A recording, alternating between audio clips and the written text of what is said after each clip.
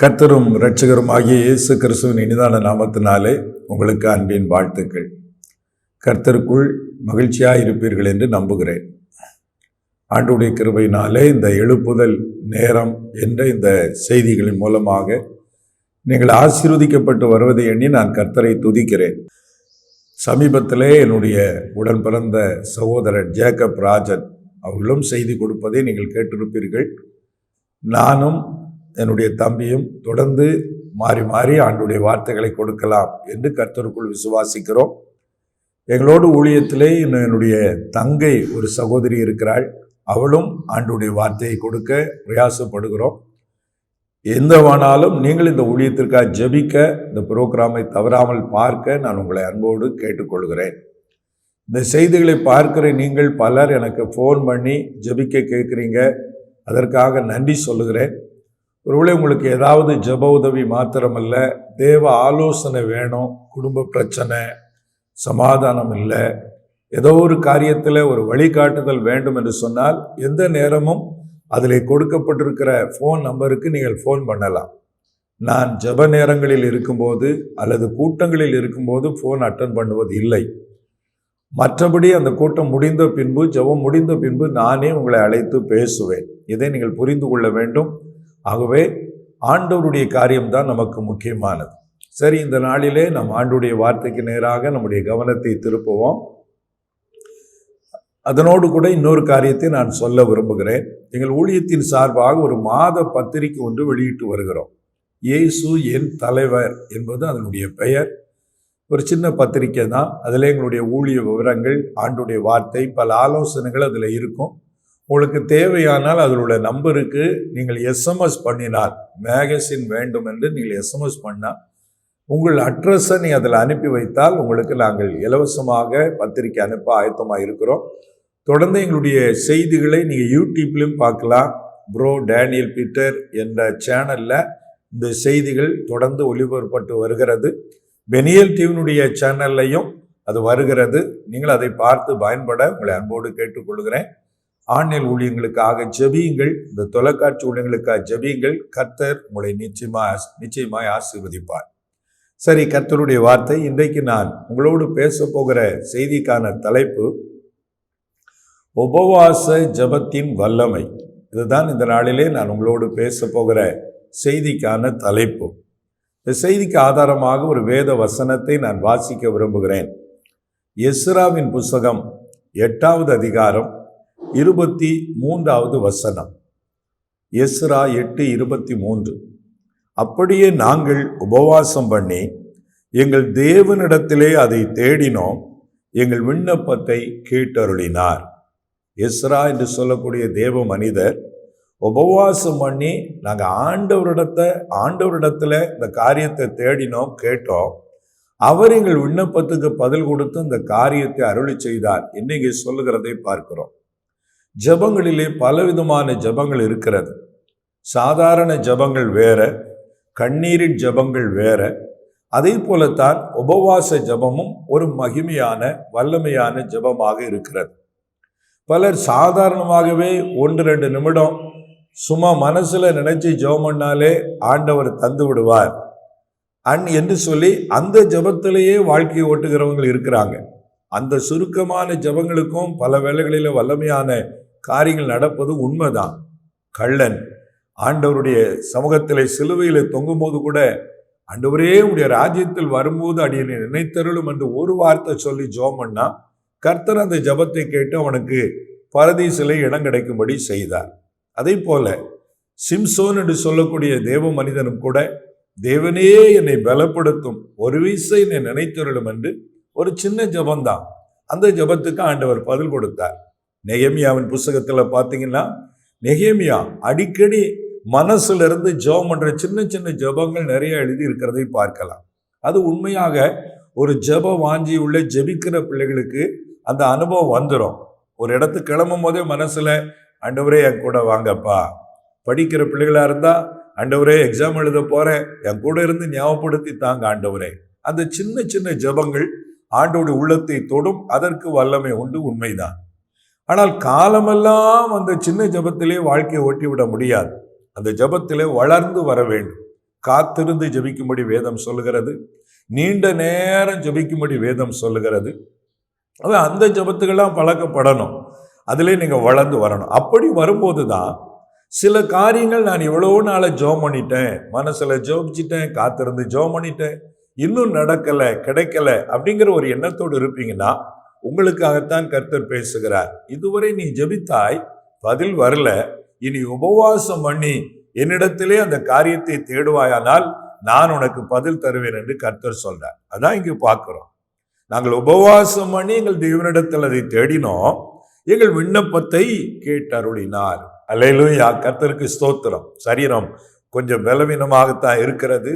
இந்த ஊழியங்களுக்கு வரும்போது நிறைய போராட்டங்களை நாங்கள் சந்திக்க வேண்டியது இருக்கிறது. இன்னைக்கு செய்து கொடுக்கணும்னு கிளம்புறேன், திடீர்னு ஃபோனு தண்ணிக்குள்ளே விழுந்து ஃபோனு ஃபால்ட் ஆயிட்டு ரொம்ப மனசு ஒரு குழப்பமாகவே இருந்தது. இன்னும் பல சரீரத்தில் வேற பலவீனம். ஆனாலும் ஏன் அதை செய்கிறோம் அப்படின்னா, இந்த மாதிரி போராட்டத்தின் மத்தியிலே செய்யும்போது அந்த வார்த்தைகள் உங்கள் மத்தியிலே கிரியை செய்ய போகிறது. கர்த்தர் இந்த ஊழியத்தில் பெரிய காரியம் செய்ய போகிறார். அதை அறிந்து இந்த மாதிரி சின்ன சின்ன பாடுகள் வரத்தான் செய்யும் என்பதையும் அறிந்து அதை குறித்து சோர்ந்து போகாமல் உங்களுக்கு மிகுந்த பிரயாசத்தோடு ஆண்டவருடைய வார்த்தையை கொண்டு வருகிறோம். அவை இதில் நீங்கள் கவனத்தோடு இதை கேட்க, நீங்கள் ஆசீர்வதிக்கப்பட நாங்கள் விரும்பி இதை செய்கிறோம். கர்த்தருக்கு மகிமை உண்டாகட்டும். கவனிங்க. அப்போ நீங்கள் உபவாசம் பண்ணி ஜெபிக்கிறவர்களாக மாற வேண்டும். உபவாசம் பண்ணி ஜெபிக்கிற பழக்கம் உங்கள்கிட்ட இருக்குதா? நான்லாம் ரட்சிக்கப்பட்ட புதுசில் இந்த மாதிரி தான் முதல்ல இந்த சின்ன சின்ன ஜெபம் தான் பண்ணி பழகின நாட்கள் இருந்தது. அப்புறம் இன்னும் அந்த ஆசீர்வாதம் வரலையே அப்படிங்கும்போது காத்திருந்து ஜெபிக்கணும், ஜெபிக்க ஆரம்பித்தோம். அப்புறம் தான் இன்னும் அந்த கிருபை கிடைக்கல, வல்லமை கிடைக்கல, ஆசீர்வாதம் வரல அப்படின்னா நீங்கள் உபவாசம் பண்ணி ஜெபம் பண்ணணும்னு சொன்னாங்க. எனக்கு மனசில் இந்த புளியை கரைச்சதுன்னு சொல்லுவாங்க பார்த்தீங்களா, உபவாசமா நானா? அது நடக்கவே நடக்காது, வாய்ப்பே இல்லை ராஜா அப்படிங்கிற மாதிரி வாய்ப்பே எனக்கு இல்லை. அந்த மாதிரி உபவாசமா நமக்கு முடியாதுப்பா, சாப்பிடாம எவன் இருப்பான்?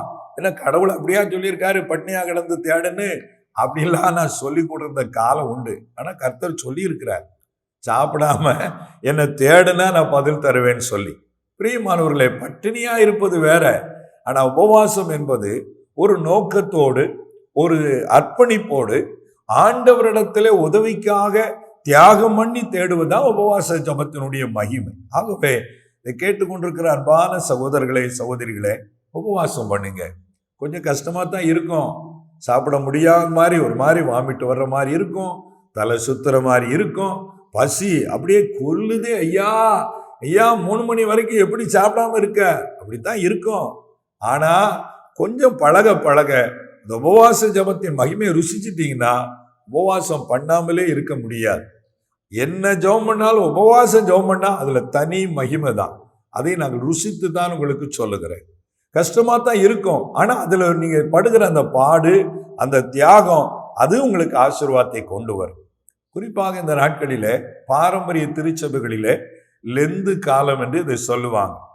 ஒவ்வொரு வருடமும் 40 நாள் லெந்து நாட்கள். அந்த லெந்து நாட்களிலே அவங்க அதிகமாக உபவாசத்திற்கு நாட்களை செலவு செய்வாங்க.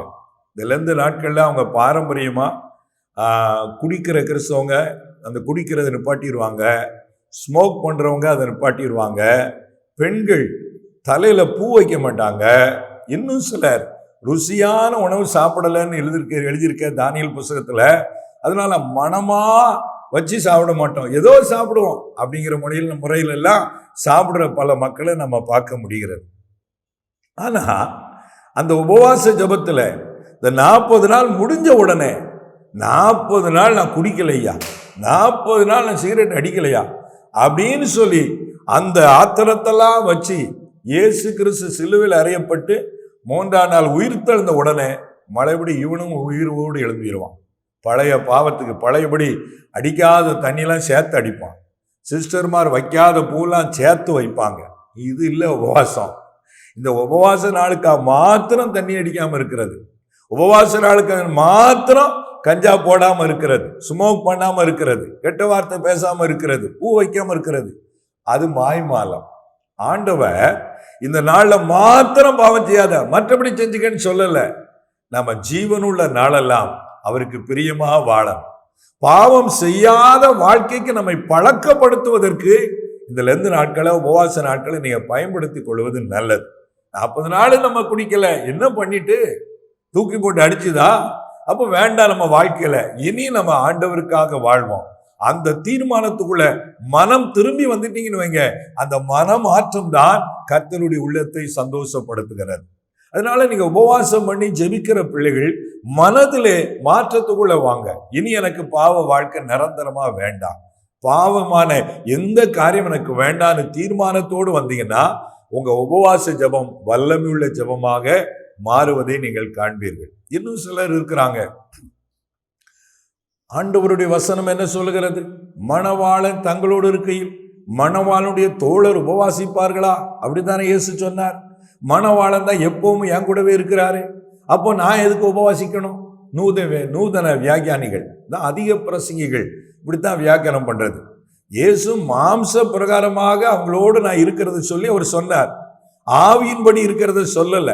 ஆனா இவங்க சாப்பிடாம இருக்க முடியாது என்பதற்காக இயேசு என் கூட இருக்கிறாள், நான் எதுக்கு உபவாசம் பண்ணணும்? இது ஒரு குரூப். இன்னொரு குரூப் இருக்கிறது, அவங்க வாய்க்குள்ளே போகிறதுண்டும் மனுஷனை தீட்டுப்படுத்துவதில்லை, அதனால நம்ம நல்லா சாப்பிட்றா அப்படின்னு சொல்லுவாங்க. அப்படியே கடையில இந்த விஷப்பாட்டில் மருந்து அதுவும் கடையில் தான் கிடைக்கி, வாய்க்குள்ள அதுவும் போவோம், ஒன்றும் தீட்டுப்படுத்துவதில்லைன்னு அதை வாங்கி குடிப்போமா? அது மாட்டோம். ஏன்? செத்து போகும்ல. அப்போ அது மட்டும் உனக்கு தெரியுது. அப்போ வாய்க்குள்ளே போகிறது தீட்டுப்படுத்தணும்னா நம்முடைய சரீரத்தை கெடுக்கிற மதுபான அந்த மாதிரி போதை வசுகள், அருவருப்பான தேவன் வெறுக்கிற எதுவுமே உள்ள போகக்கூடாது. அதுக்கு தான் அந்த வார்த்தையை சொல்லி இருக்கிறாரு. அதை மாத்தி எடுத்து வாய்க்குள்ளே போறது தீட்டுப்படுத்தல, அதனால நான் உபவாசம் பண்ணாம சாப்பிட்டுக்கிட்டே இருப்பேன் இரு, அப்படியே ஆசீர்வாதத்தை இழந்து போயிருவேன், வாழ்க்கையில விடுதலையை பார்க்க முடியாது. விடுதலையும் வேணும், ஆசீர்வாதத்தையும் பெற்றுக்கொள்ளணும். நான் உபவாசம் இருக்க மாட்டேன்னா நடக்காது ராஜா, நடக்காது. அதனால தேவன் வைத்திருக்கிற ஒழுங்கு நாம் உபவாசத்தோடு அவரை தேட வேண்டும் என்பதுதான். ஆண்டவர் இயேசுவே நமக்கு மாதிரியாக 40 நாள் உபவாசம் பண்ணி ஜெபம் பண்ணி இருக்கிறார். மத்தேயு 4 அதிகாரம், லூக்கா 4 அதிகாரத்துல தெளிவாய் சொல்லப்பட்டிருக்கிறது. இன்னும் சிலர் இதுல எப்படின்னா, ஆண்டவரே எனக்காக உபவாசம் பண்ணிட்டாரு, நான் இதுக்கு உபவாசம் பண்ணணும். அப்போ ஆண்டவரே சிலுவையில் அறையப்பட்டு விட்டார், அதனால என் வாழ்க்கையில நான் எதுவும் செய்ய வேண்டியது இல்லை, நான் உபவாசம் பண்ண வேண்டியது இல்லை, ஆண்டவரே செய்து விட்டார் என்று அல்ல. சில காரியங்களை ஆண்டவர் நமக்கு பதிலாக செய்ய வேண்டியது செஞ்சிருக்கிறாரு. சில காரியங்களை நாமும் கடைபிடிக்க வேண்டும் என்று அதற்கு மாதிரியா செஞ்சிருக்கிறார். அப்படித்தான் இயேசு சிலுவையில் அறையப்பட்டது போல நாம சிலுவையில் அறையப்பட வேண்டாம். ஆனா நம்ம மாம்சத்துல கிரியை செய்கிற பாவ இச்சைகளை, அசுத்தங்களை சிலுவையில் அறைய ஒப்பு கொடுக்க வேண்டும் என்று ஆவிக்குரிய பிரகாரமாய் கர்த்தருடைய வேதம் சொல்லுது. அதே போலத்தான் இயேசு உபவாசமா இருந்தார் என்றால் நாம அவரை பின்பற்றி உபவாசம் இருந்து ஜெபிக்க வேண்டும் என்பதற்காகத்தான் உபவாசத்தை அவர் கடைபிடித்தார். அதனால அவர் செஞ்சிட்டார், நான் செய்ய வேண்டியதில்லை என்ற கருத்து எல்லா சத்தியத்திற்கும் பொருந்தார். ஆகவே பிரியமானவர்களே, உபவாசம் பண்ணி ஜெபிக்கிற மனநிலைக்கு நீங்க வாங்க. அதுல ஏமாற்ற நினைக்காதீங்க. அல்லது சிலர்னா என்னன்னா, உபவாசத்தோடு வந்திருக்கலாம், ஆமா பிரதர், காலையில 4 இட்லி 2 வாழைப்பழம், இனிமே அடுத்து மத்தியானம் சாப்பாடு, இடையில கேப் இருக்கலாம், உபவாசம் தானே, இப்படிலாம் கிண்டலு கேலி பண்றவங்களாம் இருக்கிறாங்க. இல்லை பிரியமானவர்களே, உபவாசம் என்றால் உங்கள் சரீரம் எந்த அளவுக்கு ஒத்துழைக்கிறதோ அதற்கு ஏற்றபடி ஒரு வேளை உபவாசிக்கலாம், அல்லது 2 வேளை சாப்பிடாம உபவாசம் இருக்கலாம், அல்லது ஒரு நாள் முழுவதும் சாப்பிடாம இரவிலே சாப்பிடலாம், அல்லது ஒரு 3 நாட்கள் முழுவதும் உபவாசம் பண்ணி ஆண்டவரிடத்துல நீங்க என்ன காரியத்துக்கு உங்களுக்கு விடுதலை வேணுமோ, என்ன காரியத்துல அற்புதம் நடக்கணுமோ அதையே சொல்லி, ஆண்டவரே எனக்கு வியாதியிலே சுகம் தார், அதுக்காகவே வேத வசனத்தை சொல்லி சொல்லி அன்னைக்கு ஜெபம் பண்ணுங்க. அல்லது ஒரு ஆசீர்வாதம் வரணும், பொருளாதார தடை மாறணும், கடன் பிரச்சனை மாறணும்னா அதையே சொல்லி ஜெபம் பண்ணுங்க. இது உலக பிரகாரமான காரியம். இதை தவிர்த்து ஆவிக்குரிய பிரகாரமாய், ஆண்டவரே நான் பரிசுத்தமா வாழணும் ஐயா, எனக்கு பரிசுத்தம் வேணும், பரிசுத்தம் வேணும், நான் இன்னும் நல்லா ஜெபிக்கணும், எனக்கு ஜெபிக்கிற கிருபை வேணும், அப்படியே அதே நோக்கத்தோடு நீங்க ஆண்டவரிடத்தில் உபவாசத்தோடு தேடினீங்கன்னு சொன்னா நிச்சயம் உங்கள் உபவாச ஜபத்திலே வல்லமையான காரியங்களை நீங்கள் பெற்றுக்கொள்வீர்கள். ஒரு அல்லேலூயா சொல்லுவோமா? ஆகவே பிரியமான சகோதரர்களே, சகோதரிகளே, இதுவரைக்கும் உங்க வாழ்க்கையில ஒரே கட்டுகளும் தடை இருக்கு. எவ்வளவோ நான் முயற்சி செய்துட்டேன், எவ்வளவோ ஜெபம் பண்ணிட்டேன், ஒன்றும் நடக்கலைன்னா உபவாச ஜெபத்தை முயற்சி செய்து பாருங்க. எங்க வாழ்க்கையில நாங்க ஊழியம் செய்து கொண்டிருந்தாலும் கூட உபவாசம் என்பது வாழ்க்கையோடு இணைந்த ஒரு காரியமாய் மாறிவிட்டது. ஒவ்வொரு வாரமும் சில நாட்கள் உபவாசித்துக் கொண்டே தான் அதற்கென நேரம் ஒதுக்குகிறோம். அப்படி நாங்க உபவாசத்துல ஜெபத்தில் இருந்தாதான் உள்ளான மனிதன் அது அபிஷேகத்தால நிரப்பப்படுகிறது, சத்திய வெளிச்சம் தெரிகிறது, சிந்தையிலே தெய்வீக காரியங்கள் வருகிறது. இதெல்லாம் குறைந்தா உலக சிந்தனை வந்துடும், உலகத்தார போல வாழணுங்கிற ஆசை வந்துடும், இன்னும் பணம் சம்பாதிக்கணும், இன்னும் முன்னேறணும், அப்படி உலகத்தார அந்த மாதிரி எண்ணத்துக்குள்ளே சத்துரு கொண்டு போயிடுவான். ஆகவே நாம் தேவனோடு நெருங்க தான் நம்முடைய மனம் புதிதாக்கப்பட்டு இருதயம் புதிதாக்கப்பட்டு ஆவிக்குரிய காரியத்திலே நாட்டங்கள் வருகிறது. உபவாச ஜெபம் அந்த நன்மைகளை நமக்கு தரக்கூடியதாக இருக்கிறது. சரி, இந்த வசனத்துக்கு வாங்க. இந்த எஸ்ரா எதற்காக உபவாசம் பண்ணினார்? நீங்க வேத வசனத்தை பார்த்தீங்கன்னா அதே எஸ்ரா 8வது அதிகாரத்துல 21, 22 வசனங்களில நாங்கள் எங்கள் தேவனுக்கு முன்பாக எங்களை தாழ்த்துகிறதற்கும் எங்களுக்காகவும் எங்கள் பிள்ளைகளுக்காகவும் எங்கள் சகல பொருள்களுக்காகவும் செவ்வையான வழியை தேடுகிறதற்கும் நான் அங்கே அந்த அகாவா நதி அண்டையிலே உபவாசத்தை கூறினேன். 22ஆம் வசனம், வழியிலே சத்துருவை விலக்கி எங்களுக்கு துணை செய்யும்படிக்கு நான் ராஜாவினிடத்தில் சேவகரையும் குதிரை வீரரையும் கேட்க வெட்கப்பட்டிருந்தேன். எங்கள் தேவனுடைய கரம் தம்மை தேடுகிறவர்கள் எல்லார் மேலும் அவர்களுக்கு நன்மையாக இருக்கிறது என்றும் அவருடைய வல்லமையும் அவருடைய கோபமும் அவரை விட்டு விலகுகிறவர்கள் எல்லார் மேலும் இருக்கிறது என்றும் நாங்கள் ராஜாவுக்கு சொல்லி இருந்தோம். அப்படியே நாங்கள் உபவாசம் பண்ணி எங்கள் தேவனிடத்தில் அதை தேடணும்னு சொல்லி முடிக்கிறார். கவனிங்க, உபவாச ஜெபத்துக்கு எஸ்ராவுக்கு சில நோக்கங்கள் இருந்தது. ஒன்று, தேவனுக்கு முன்பதாக எங்களை தாழ்த்த வேண்டும். உபவாச ஜெபத்துல மெயின் அதுதான், நம்மை தாழ்த்துகிறோம். எதுக்கு நம்ம ஜெபம் பண்ணும்போது முழங்கால் படிடுறோம்? முழங்கால் எதுக்கு படிடுறோம் அப்படின்னா, நம்ம மனிதர்கள், அவர் தேவாதி தேவன், பெரிய தேவன் என்ற செய்தியை நாம் கேட்டோம், நாம் தொடர்ந்து கேட்க போகிறோம். ஆண்டவர் அப்படி பெரிய தேவன், ராஜாக்களுக்கெல்லாம் ராஜா, உலக பிரகாரமான ஒரு உயர்ந்த பதவியில் இருக்கிற ஒரு மனிதன், ஒரு அரசியல்வாதி அல்லது ஒரு அதிகாரி என்றால் உட்கார்ந்துருந்தா உடனே நம்ம எந்திரிச்சு நின்று கையை கட்டி நிற்கிறோம். எதுக்கு? ஒரு பணிவு. அவர் உயர்ந்தவர், அவரை கனப்படுத்துகிறோம். அதே போலத்தான் உபவாசத்துல நம்மை உணவை வெறுத்து முழங்கால் படிட்டு நம்மை தாழ்த்துகிறோம். வேதம் சொல்கிறது, தாழ்மை உள்ளவர்களுக்கு கர்த்தர் கிருபை அளிக்கிறார். அப்போ அந்த தாழ்மையை நம்ம தெரியப்படுத்துறது தான் உபவாசம். உபவாச ஜபத்துல ஸ்டைலு, பந்தா, அந்தஸ்து, நான் உபவாசம் இருக்கிறத பார்த்தீங்களா, நான் 40 நாள் உபவாசம் இருப்பேன்னு சிலர் பெருமை அடிச்சு பேசுவாங்க. No use. பெருமைக்கு இருக்காதீங்க உபவாசம். அவங்க 7 நாள் போட்டா நான் 10 நாள் போட்டுருவேன். பெருமை வேண்டாம். உங்களை தாழ்த்துங்க. ஆண்டவரே, நான் ஒன்றும் இல்லப்பா, என் பலத்தால ஒன்றும் முடியலப்பா, உங்க உதவிக்காக வந்து இருக்கிறேன், நான் மனுஷன், நீங்க தெய்வம்ப்பா, ஆண்டவரே நான் நினைத்தருளுங்க ஐயா. அப்படி தாழ்மையான இருதயத்தோடு அவரை தேடினீங்கன்னா உங்க உபவாசம் வெற்றியுள்ள உபவாசமாய் மாறும். ஆகவே பிரியமானவர்களே, உபவாசத்துல தாழ்த்துங்க. 2வது, எங்களுக்காகவும் எங்கள் பிள்ளைகளுக்காகவும் எங்கள் பொருள்களுக்காகவும் செவையான வழியை தேடுகிறதுக்குன்னு சொல்றார். அவங்க ஒரு பெரிய கூட்டமா பாபிலோன்ல இருந்து இஸ்ரேல் தேசத்துக்கு வர்றாங்க, எருசலேமுக்கு வர்றாங்க. எஸ்ராவின் புஸ்தகத்துல 7வது அதிகாரத்துல பாத்தீங்கன்னா 9வது வசனத்துல, 1வது மாதம் 1 தேதியில பாபிலோன்ல இருந்து பிரயாணம் துவங்குறாங்க. 5வது மாசம் 1 தேதியில இங்க எருசலேமுக்கு வந்து சேர்றாங்க. அவங்க கிட்டத்தட்ட 4 மாதம் முழு பிரயாணம். 5வது மாசம் தொடக்கத்துல வந்து சேர்ந்திருந்தாங்க. அப்ப 4 மாதம் பிரயாணப்படணும்னா பல ஆயிரக்கணக்கான ஜனங்கள், வாலிபர்கள், பெரியவர்கள், படித்தவர்கள் எல்லாரும் வர்றாங்க. அது மாத்திரம் இல்ல, அந்த எருசலேமில் ஆலயத்தை கட்டுவதற்காக நிறைய பொருட்களை இந்த ராஜா கொடுத்து விடுறார். அந்த பொருட்கள் எல்லாம் நிறைய இருக்கிறது. ஆலயத்தில இருந்து இங்கிருந்து சிறை பிடித்து கொண்டு போன பொருள் எல்லாம் மறுபடியும் அங்கிருந்து கொடுத்து விடப்படுகிறது. எருசலேமிலிருந்து வந்தது அங்கேயே கொண்டு போங்க. எவ்வளவு கோடிக்கணக்கான மதிப்புள்ள பொருட்கள் இருக்கிறது. அப்போ பிரயாணத்துல தூங்கிட்டாங்கன்னா யாராவது கொள்ளையடிச்சுட்டு போயிடக்கூடாது.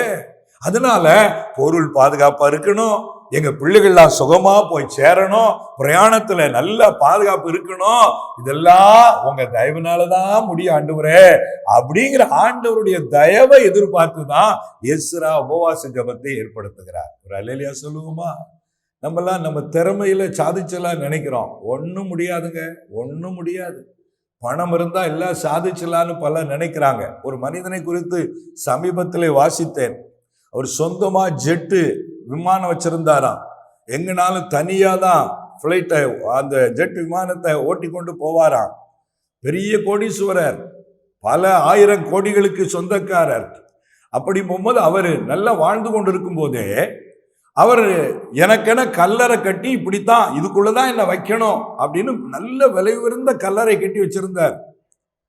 அப்படிப்பட்ட மனுஷன் திடீர்னு ஒரு நாள் அப்படி விமானம் ஓட்டி பறந்து கொண்டிருக்கும் போது கடல் பகுதியில போய் விமானம் விழுந்து நொறுங்கி சின்ன பின்னமாகிவிட்டது.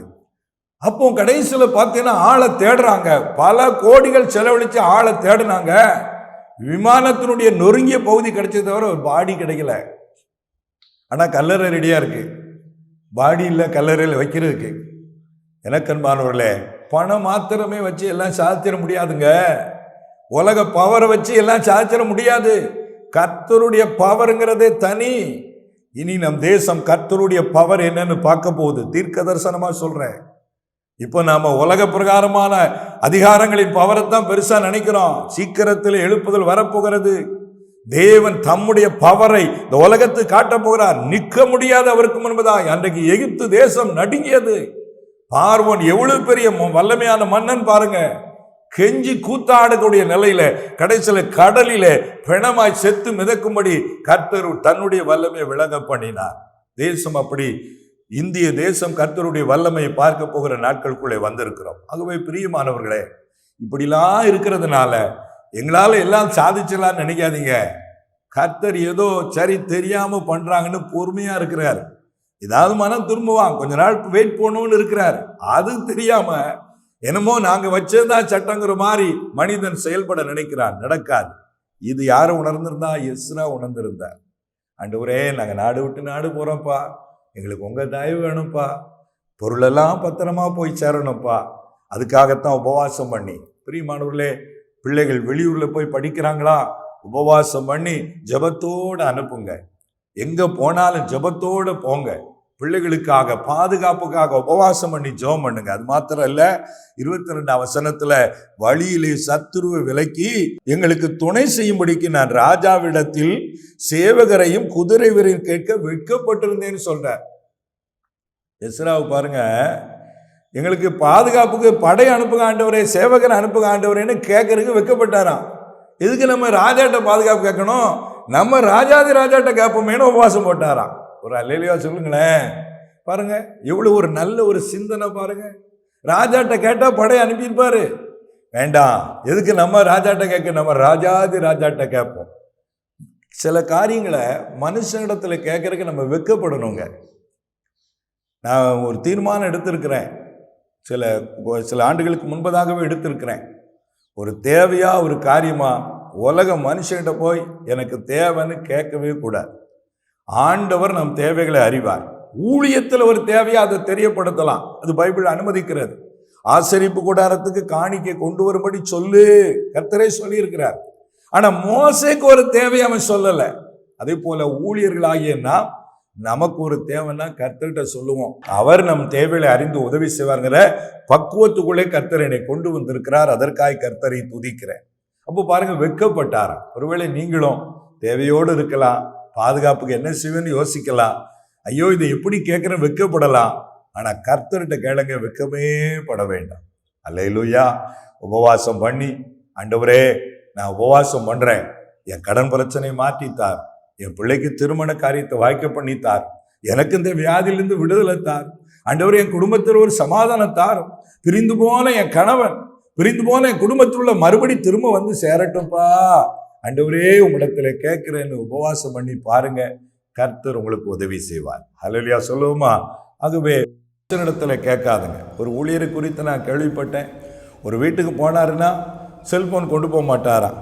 அப்போ ஏன் பிரதர் உங்கள்கிட்ட ஃபோன் பண்ணணும்னா கான்டாக்ட் நம்பர் கொடுங்க, ஃபோன் பேசணும்னா அது எனக்கு செல்ஃபோனே இல்லைங்க, சரியான ஃபோனு இல்லை அப்படின்பாரான். உடனே அந்த வீட்டுக்காரு நல்ல ஸ்மார்ட் ஃபோன் வாங்கி கொடுப்பாங்களாம். உடனே அதை வச்சுட்டு அடுத்து இன்னும் ஒரு மாதம் கழித்து அடுத்த வீட்டுக்கு போனேன்னா செல்ஃபோனை கொண்டு போகாமல் வீட்டில் போட்டுருவாராம். இதே மாதிரி அடுத்த வீட்டில் எனக்கு ஃபோனே சரியான ஃபோனு இல்லைம்பாரான். உடனே அவங்க வாங்கி கொடுப்பாங்களாம். இப்படி ஒவ்வொரு பொருளும் இல்லைன்னா இல்லைன்னே வேஷம் போட்டு ஒவ்வொரு ஜெபம் பண்ண போகிற வீட்டிலலாம் கேட்பாராம். கேவலமாக இல்லை, அசிங்கமாக இல்லை? இன்றைக்கி நிறைய ஊழியக்காரங்க பிடித்தான். உடனே ஒரு தேவையா அந்த வீட்டில் போய் ஜெபம் பண்ணிட்டு கேட்டு பார்ப்போம், இவன்கிட்ட கேட்டு பார்ப்போம். இதெல்லாம் விட்டுட்டு ராஜாதி ராஜாட்ட கேளுங்க. ஏன்னா அவர் தான் சொல்லியிருக்கிறார், கேளுங்கள் அப்பொழுது உங்கள் சந்தோஷம் நிறைவாயிருக்கும்படி பெற்றுக்கொள்வீர்கள். நேரம் முடிய போது, அதனால் செய்தி முடிக்க விரும்புகிறேன். ஆகவே இந்த செய்தியின் மூலமாய் ஆண்டவர்களோடு பேசுகிறார். உபவாச ஜெபத்தை முயற்சி பண்ணுங்க. உபவாச ஜெபத்து மூலம் உங்களை தாழ்த்துங்க. ஒரு தெளிவான நோக்கத்தோடு உபவாசம் பண்ணுங்க. பாதுகாப்புக்காக உபவாசம் பண்ணுங்க. கேட்க வேண்டிய காரியத்தை வெட்கப்படாமல் கர்த்தர்கிட்ட கேட்டு உபவாசம் பண்ணுங்க. கர்த்தர் உங்கள் ஜெபத்தை கேட்டு பதில் தருவார்.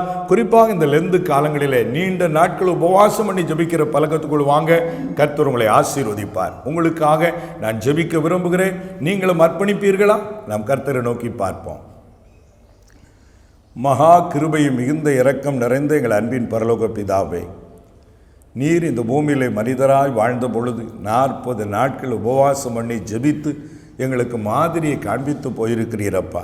பரிசுத்த வேதாகமத்தில் எந்த மனிதர்களெல்லாம் உபவாசம் பண்ணி உம்மை தேடினார்களோ நீர் பதில் கொடுத்திருக்கிறீரப்பா. அந்த உபவாச ஜெபத்தின் அனுபவங்களை இந்த செய்தியை பார்க்கிற ஒவ்வொருவரும் கடைபிடிக்க கிருபை கொடுமப்பா. வயதாகிவிட்டது, எனக்கு பலவீனமாக இருக்கிறது, என்னாலெல்லாம் முடியாது என்று சொல்லாதபடி ஆண்டவரே, லூக்கா 2:36-37 அன்னாள் என்று சொல்லக்கூடிய ஒரு தாயார் 87 வயதிலே உபவாசித்தார்கள் என்று வேதத்திலே பார்க்கிறபடி வயது வித்தியாசம் பார்க்காமல் முடிந்த அளவு உபவாசிக்க கிருபை கொடுங்கப்பா. அன்பு தகப்பனே, ஒவ்வொருவரும் உபவாச ஜெபத்தின் மகிமை உணர்ந்து கொள்ளட்டும். அதன் மூலம் இவர்கள் வாழ்விலே தடைபட்டு நிற்கிற எல்லா நன்மைகளும் திரும்ப வரட்டும் என்று ஜெபிக்கிறோம். யார் யார் அப்படி ஜெபிக்க ஒப்புக் கொடுக்கிறார்களோ அவர்கள் மேல் இப்பொழுது நம்முடைய கரம் வைக்கப்படுகிறதற்காக நன்றி அப்பா. அந்த உபவாசித்து ஜெபிக்கக்கூடிய கிருபைகளை அவர்கள் மேல் வைக்கிறதற்காக நன்றி சொல்லுகிறோம் ஆண்டவரே. எஸ்ராவினுடைய உபவாச ஜெபத்துக்கு பதில் கொடுத்து விண்ணப்பத்தை கேட்டது போல எங்கள் ஜெபத்தை நீர் கேட்கிறதற்காக நன்றி. அன்பு சகோதரனுடைய விண்ணப்பத்துக்கு பதில் கொடுக்கிறதற்காக நன்றி. உம்முடைய விடுதலை மகிமை இறங்கி வருகிறதற்காக நன்றி. உம்முடைய பிரசன்னம் இந்த சகோதரியை தொடுகிறதற்காக நன்றி. அன்பு சகோதரனை தொடுகிறதற்காக நன்றி. அன்பு வாலிப மகனை தொடுகிறதற்காக நன்றி ஆண்டவரே. உபவாச ஜெபத்தின் மகிமை ஒவ்வொருவரையும் சூழ்ந்து கொள்வதற்காக நன்றி சொல்கிறோம். தொடர்ந்து உம்முடைய நன்மைகளை உம்முடைய பிள்ளைகளுக்கு நீர் கொடுத்து அவர்களை சாட்சியாய் நிறுத்த போவதற்காக நன்றி சொல்கிறோம். இயேசு கிறிஸ்துவின் நாமத்திலே ஜெபித்து நன்மைகளை எடுத்துக்கொள்கிறோம் எங்கள் ஜீவனுள்ள நல்ல பிதாவே. ஆமேன், ஆமேன். பிரியமானவர்களே, ஆண்டவர் உங்கள் ஜெபத்தை கேட்டிருக்கிறார், நம் ஜெபத்தை கேட்டிருக்கிறார். ஆனால் இதை கேட்டு அப்படியே விட்டுறாம உபவாசம் பண்ண தீர்மானம் எடுங்க. நான் நாளையிலிருந்தே உபவாசம் பண்ண போகிறேன். அப்படி உபவாசம் ஜெபம் பண்ணுங்க. ஜெபத்தின் மூலம் நீங்கள் பெற்றுக்கொள்ள நன்மைகளை எங்களுக்கு தெரியப்படுத்துங்க. இன்னும் ஆலோசனை வேணுனாலும் ஃபோன் பண்ணுங்க. கர்த்தர் உங்களை வழி நடத்துவார். அடுத்த நிகழ்ச்சிகளை சந்திக்கும் வரை தேவ கிருபை உங்களோடு இருக்கட்டும். God bless you.